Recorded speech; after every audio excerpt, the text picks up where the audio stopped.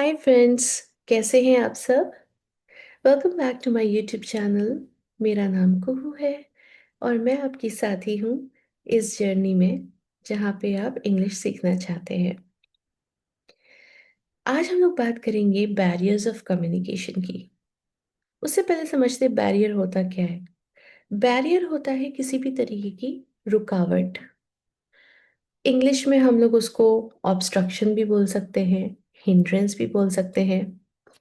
तो मिल गए ना सिनोनिम्स। लिख लो फटाफट। पर उससे पहले एक बार रिकैप करते हैं। एक बार फिर से समझ लेते हैं लास्ट वीडियो में हम लोगों ने क्या क्या समझा। लास्ट वीडियो हमारा था कम्युनिकेशन स्किल्स प्रोसेस के बारे में। उसमें हम लोग ने समझा कौन कौन से एलिमेंट्स इंपॉर्टेंट होते हैं किसी भी एक कम्युनिकेशन प्रोसेस को पूरा करने के लिए। तो हमारे पास एक सेंडर होता है, एक रिसीवर होता है। सेंडर अपना मैसेज या फिर अपनी बात रिसीवर तक पहुंचाता है, पर उस बात को पहुंचाने के लिए हमें एक मीडियम की ज़रूरत पड़ती है। वो मीडियम कुछ भी हो सकता है। अगर मैं ऑनलाइन किसी से बात कर रही हूँ, जैसा कि मैं आपसे बात कर रही हूँ अभी, तो मेरे लिए ऑनलाइन मीडियम क्या हो गया? मेरा लैपटॉप, मेरा वाईफाई। या फिर अगर आप किसी से फ़ोन पे बात कर रहे हैं तो फ़ोन आपका मीडियम हो गया। अगर आप किसी से फेस टू फेस बात कर रहे हैं, आमने सामने बात कर रहे हैं, तो आपका मीडियम एयर हो गया। तो ये कुछ मीडियम्स होते हैं और कोई भी कम्युनिकेशन स्किल्स प्रोसेस खत्म तब होता है जब आपको एक प्रॉपर फीडबैक मिलता है, एक प्रॉपर रिस्पॉन्स मिलता है सामने वाले से। तो आज हम लोग बात करते हैं उन बैरियर्स के बारे में जो कि हमारे कम्युनिकेशन स्किल्स प्रोसेस को पूरा नहीं होने देती हैं। वैसे तो बहुत तरीके के बैरियर्स होते हैं। फिजिकल बैरियर्स होते हैं, कल्चरल बैरियर्स होते हैं, परसेप्चुअल होते हैं, टेक्नोलॉजी रिलेटेड होते हैं। पर आइए एक एक करके जानते हैं इन सब का मतलब होता क्या है। तो पहले आते हैं फिजिकल बैरियर के ऊपर। फिजिकल बैरियर्स उन बैरियर्स को बोलते हैं, उन रुकावटों को बोलते हैं जो कि आपके एनवायरनमेंट में होते हैं। जैसे कि आप अपने फ्रेंड से बात कर रहे हैं, पर पीछे इतनी तेज आवाज बज रही है या म्यूजिक बज रहा है कि आपको उसकी बात समझ में नहीं आ रही, ना उनको आपकी बात समझ आ रही है। कम्युनिकेशन स्किल्स प्रोसेस में एक बैरियर और होता है फिजिकल बैरियर्स में, that is the voice of the speaker. अगर जो बंदा बात कर रहा है, अगर उसकी आवाज बहुत हल्की है, तो भी कभी कभी हम लोग को समझने में दिक्कत होती है। कुछ लोग बहुत धीमे बात करते हैं। धीमे का मतलब ये नहीं है पेस स्लो है, धीमे का मतलब है आवाज ही बहुत धीमे है, तो सुनाई नहीं देगा। आप बोलेगा अरे फिर से बताना जरा। कई बार क्या होता है, उन सब चीजों की वजह से मैसेज डिस्टॉर्ट हो जाता है। अगेन मैसेज में कुछ अड़चन आ जाती है, टूट जाता है बीच में से, समझ में नहीं आता। या हो सकता है अगर आपको बहुत स्ट्रेन करना पड़े खुद को सुनने में, तो आप उस मैसेज को शायद पूरी तरीके से ठीक से सुन ना पाए और उसको आप हो सकता है गलत तरीके से ले जाएं। तो वॉइस बहुत इंपॉर्टेंस रखती है। वॉइस के बारे में हम लोग इन डिटेल बात करेंगे अपनी आगे की वीडियोस में। दूसरा होता है डिस्टेंस बैरियर। डिस्टेंस बैरियर क्या होता है? जहाँ पे बहुत ज़्यादा डिस्टेंस है बात करने में और आप लोग फिजिकली फेस टू फेस बात कर रहे हो। तो बचपन में ऐसा होता था ना कि हम लोग अपने छत से दूसरे अपने फ्रेंड के छत तक बात करते थे। तो जस्ट सोचिए आप अपने छत पे खड़े हुए हैं एंड आपका जो फ्रेंड है वो अपने छत पे खड़ा हुआ है और काफ़ी डिस्टेंस है। तो अगर आपने बोला कि अरे यार चल मूवी देखने चलते हैं, पर हवा इतनी तेज है और डिस्टेंस इतना ज्यादा है कि उसको सुनाई नहीं दिया, वो कहेगा अरे क्या बोला, थोड़ा तेज बोलो, मुझे सुनाई नहीं दे रहा। तो फिर आप लोग क्या डिसाइड करोगे? अच्छा रुक, मैं उधर ही आता हूँ या आती हूँ, फिर बात करते हैं। क्योंकि डिस्टेंस बहुत ज्यादा है तो समझ में तो नहीं आ रहा है वो। और क्या हो सकता है? Technology related issues. जैसे कि मैंने पहले भी बोला, मैं आप लोगों से एक वाईफाई के मीडियम से बात करती हूँ। तो अगर मेरे वाईफाई में कुछ दिक्कत आ गई, कुछ प्रॉब्लम आ गई, वो डिस्कनेक्ट हो गया और हम लोग लाइव बात कर रहे हैं, तो मैं बीच में ही स्टक हो जाऊंगी। आपको मेरी बात समझ नहीं आएगी, कट जाएगी बीच में से।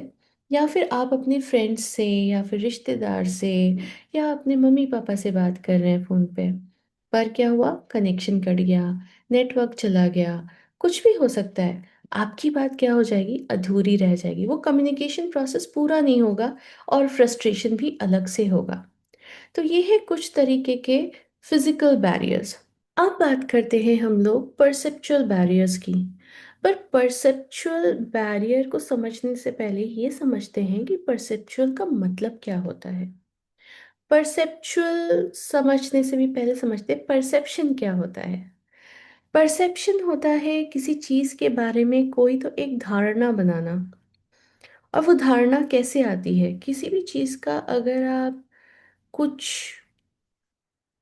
व्यू पॉइंट समझते हैं या बोलते हैं अपना, या फिर कुछ अजम्पशन लेते हैं, तो किस तरीके से होता है, वो आपके प्रीवियस एक्सपीरियंसेस, हो सकता है आपकी लाइफ में कुछ ऐसी चीजें हुई हों जिसकी वजह से सिमिलर सिचुएशन जब आपको दिखता है सामने, तो आप एक कंक्लूजन में आते हैं उसी थॉट को बेस में रखते हुए।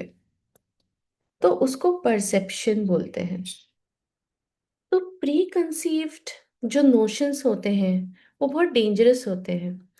परसेप्शंस रियल टाइम बेसिस पे अगर आप बनाएं, वैसे तो नहीं बनाना चाहिए, किसी को ज़्यादा जज नहीं करना चाहिए, पर रियल टाइम बेसिस पे एक जजमेंट पास करना और एक स्टीरियोटाइप बेसिस में अपने बिलीफ के अकॉर्डिंग, अपने एक्सपीरियंसेस के अकॉर्डिंग एक अजम्पशन बना लेना किसी के बारे में। तो ऐसे केसेस में क्या होता है कि अगर सामने वाला आपसे कोई बात बोल भी रहा होगा, तो आप अपने थॉट प्रोसेस में ही चलेंगे। आपको लगेगा कि नहीं, मेरे हिसाब से तो ये यही होना चाहिए, या मेरे हिसाब से ये इंसान ऐसा ही है।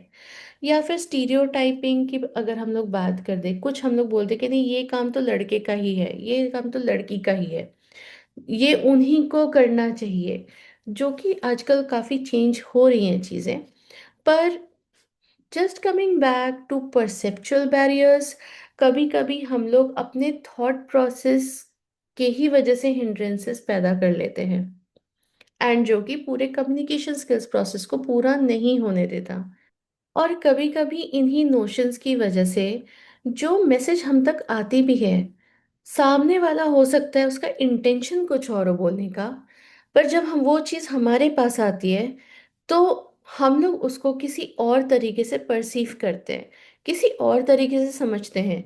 तो जो मैसेज होता है वो डिस्टॉर्ट हो जाता है, टूट फूट जाता है बीच में। दूसरी चीज़ें क्या होती हैं, लैक ऑफ अटेंशन। सामने वाला बात कर रहा है, आपका दिमाग है ही नहीं वहां पे, आपका इंटरेस्ट ही नहीं है वो सुनने के लिए कि अरे यार क्या बोल रहा है। तो उस केस में भी क्या होता है कि जो प्रोसेस है कम्युनिकेशन स्किल्स का वो पूरा नहीं हो पाता। अब बात करते हैं इमोशनल बैरियर्स की। ये बात तो आपने सुनी ही होगी, जब आप बहुत ज़्यादा खुश हो तो कोई कमिटमेंट मत करना, और जब आप बहुत ज़्यादा गुस्से में हो तब कोई डिसीजन मत लेना। ये क्यों बोला जाता है? क्योंकि जब आपके इमोशंस बहुत ज़्यादा हाई होते हैं, स्पेशली गुस्से वाले इमोशंस, सैडनेस, तो उस वक्त क्या होता है, इंसान अपने ही थॉट्स में इतना ज़्यादा गुम होता है, वो इतना सक्षम नहीं होता कि वो दूसरे किसी की कोई बात और सुन या समझ सके। उस पल में जब ऐसे इमोशंस होते हैं, तब थोड़ा सा अवॉइड करना चाहिए कोई भी ऐसी बात बोलना कि इंसान ट्रिगर हो जाए और ज़्यादा। तो यही सेम चीज़ें अप्लाई करती हैं कम्युनिकेशन के प्रोसेस में। जस्ट इमेजिन आप अपने फ्रेंड से बात कर रहे हैं एंड वो किसी बात को लेके बहुत ज़्यादा गुस्से में है। पर इंसान को गुस्सा आता क्यों है? क्योंकि हो सकता है उसको कोई बात बुरी लगी हो, उसके खुद के थॉट्स होंगे, हो सकता है जैसा सोचा वैसा कुछ ना हुआ हो। पर उस वक्त सुनने की बजाय अगर आप उनको समझाने की कोशिश करेंगे, तो इंसान डिफेंसिव हो जाएगा। वो समझने की कोशिश नहीं कर पाएगा उस वक्त कि जो आप बोल रहे हैं शायद वो भी कोई एक पॉइंट ऑफ व्यू या कोई पहलू हो सकता है। There are always two sides of a coin, right? But उस वक्त जब इंसान बहुत गुस्से में होता है या बहुत ज़्यादा दुखी होता है, तो ये सब चीज़ें सोचने या समझने की क्षमता वो खो बैठता है। तो ये एक हिंड्रेंस है कम्युनिकेशन स्किल्स प्रोसेस में। नेक्स्ट है हमारा कल्चरल बैरियर। जब आप कल्चर की बात करते हैं तो आपके दिमाग में क्या थॉट आता होगा? हमारे इंडिया में तो कितने सारे स्टेट्स हैं और कितनी सारी लैंग्वेजेस हैं, कितने सारे कल्चर्स हैं। तो सारे कल्चर्स डिफरेंट हैं एक तरीके से। तो फॉर एग्जाम्पल अगर मैं नॉर्थ इंडिया में पली बड़ी हूँ, कल को अगर मैं महाराष्ट्र गई या फिर हो सकता है कर्नाटका गई, तो वहाँ पे मुझे दो डिफरेंसेस मिलेंगे।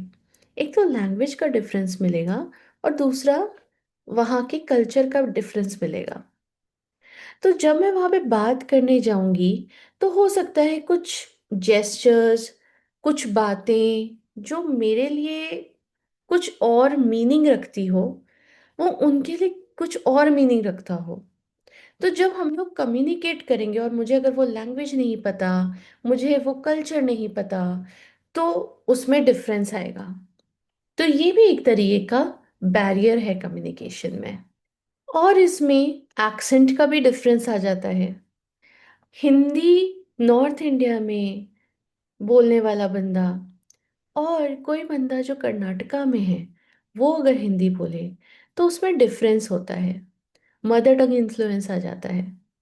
तो उसकी वजह से भी कभी कभी हो सकता है कम्युनिकेशन में प्रॉब्लम हो। तो ये थी कुछ बैरियर्स ऑफ कम्युनिकेशन। अब इनसे उभरा कैसे जाए, कैसे इनको अवॉइड किया जाए? तो जैसा कि आपको पता ही है कि बैरियर्स क्या हैं और किस वजह से ये आती हैं, तो आप उस हिसाब से उनको अवॉइड कर सकते हैं। अगर आप किसी से बात कर रहे हैं बहुत दूर की प्रॉक्सिमिटी से, तो आप कोशिश कर सकते हैं कि आप उनके पास जाके बात करें। अगर आप फोन वगैरह पे बात कर रहे हैं, अगर कट भी जाता है, तो फिर से जब आप बात करें तो पिछली बात को एक बार रिपीट कर लीजिए, ताकि सामने वाले इंसान को पता चल जाए। अगर वाईफाई इश्यूज है तो वो सेम ही इशू है, अगर कट जाता है तो आप उसको रिपीट कर लीजिए एक बार। लैंग्वेज, इमोशनल बैरियर्स में आपको थोड़ा सा देखना पड़ेगा सामने वाले के माइंडसेट को भी। अगर आप किसी से बात कर रहे हैं, आपको लग रहा है कि वो इंसान इमोशनल है, तो रादर देन आप उनको इंफॉर्मेशन दें या अपना फीडबैक दें या ज्ञान दें, उससे बेटर है कि आप उनको पहले सुने अच्छे से। जैसे कि हमने अपने प्रीवियस वीडियोस में भी देखा था, क्यों लिसनिंग इतनी इम्पॉर्टेंट है, क्या मायने रखता है listening skills. It is very important to be a good listener first. अगर आप गुड लिसनर नहीं हैं, तो आप कभी भी कम्युनिकेशन स्किल्स प्रोसेस को पूरा नहीं कर पाएंगे ठीक से। अगर आप अच्छे लिसनर हैं, अगर आप किसी इंसान को अच्छे से समझ रहे हैं, और सिर्फ सुनने के लिए नहीं सुनना, समझने के लिए सुनना, तो फिर आप अच्छा फीडबैक दे सकते हैं वहाँ पे। पर अगर आपको लगता है कि कोई इंसान बहुत इमोशनल है उस टाइम पे, तो उसको फीडबैक ना दे के बस आप उनको सुने। जब वो इंसान शांत हो जाए, आपको लगता है कि नहीं, now this is the right time, अब मैं अपनी बात को रख सकता हूँ या रख सकती हूँ, तब अपनी बात बोलें।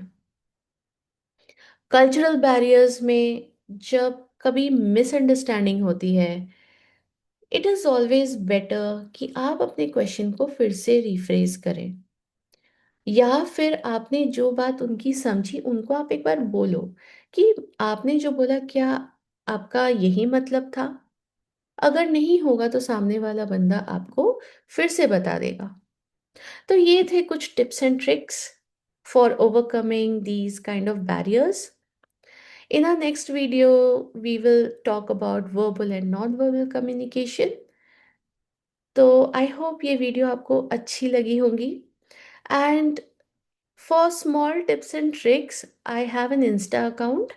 तो वहाँ पे मैं कुछ ना कुछ पोस्ट करती रहती हूँ, कभी डेली वो कैब, कभी डिफरेंसेस छोटे छोटे।